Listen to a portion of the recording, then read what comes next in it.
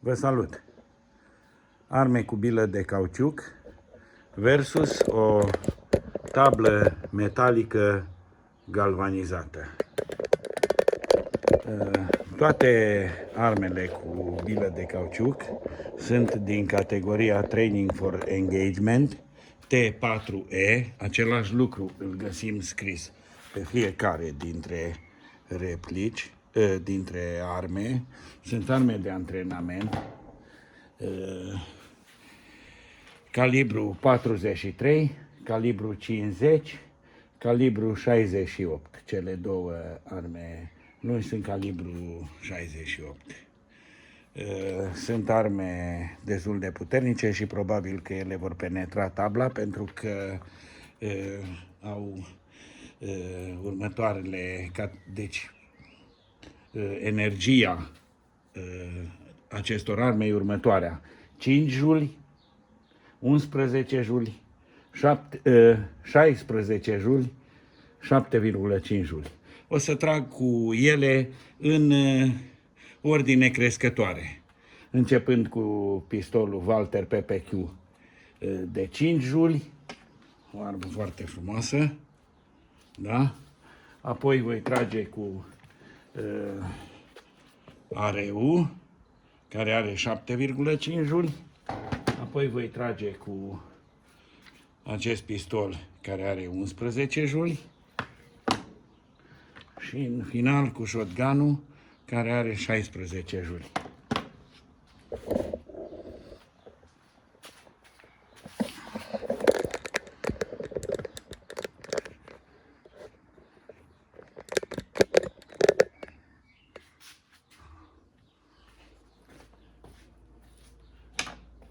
Walther PPQ 5 juli.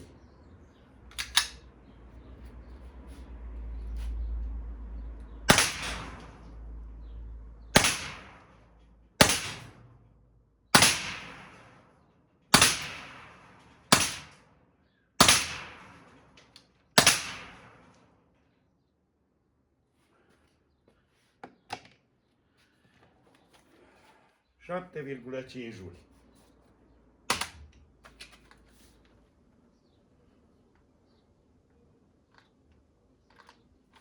Arme asigurată.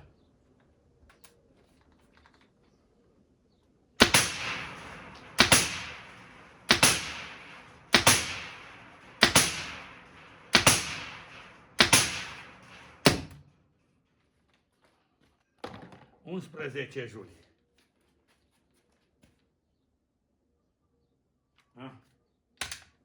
De acum le-am declanșat.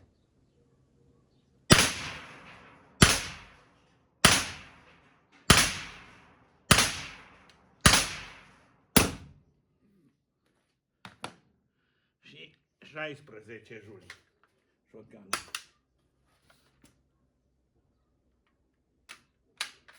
Opa, cer scuze.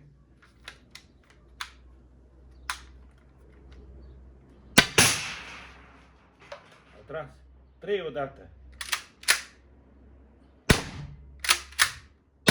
Sau toate 5 odată. Deci shotgun-ul mi-a făcut o problemă. Cu siguranță nu-i e o problemă a armei. Să vedem ce efect vor fi avut asupra țintei. Asupra tablei. Aici, în colțul ăsta, am tras cu arma de 5 juli. Pe unde a prins. Aici vedem 1, 2, 3 au penetrat tabla. Celelalte se pare că nu mai n-au reușit. Apoi, cu areul la 7,5 juli, nu a penetrat tabla absolut deloc cu niciuna dintre bilele de cauciuc. Apoi, cu arma de 11 juli, cu acel pistol de 11 juli, a penetrat tabla. Da, și aici acele lovituri au penetrat tabla. Și din păcate cu arma de 16 juli, cu acel shotgun, arma s-a făcut și m-a făcut de rușine pentru că e defectă. Am încărcat în ea 5 bile de cauciuc. Le-a proiectat pe toate odată afară. Nici nu știu cum a reușit. Vă mulțumesc pentru vizionare.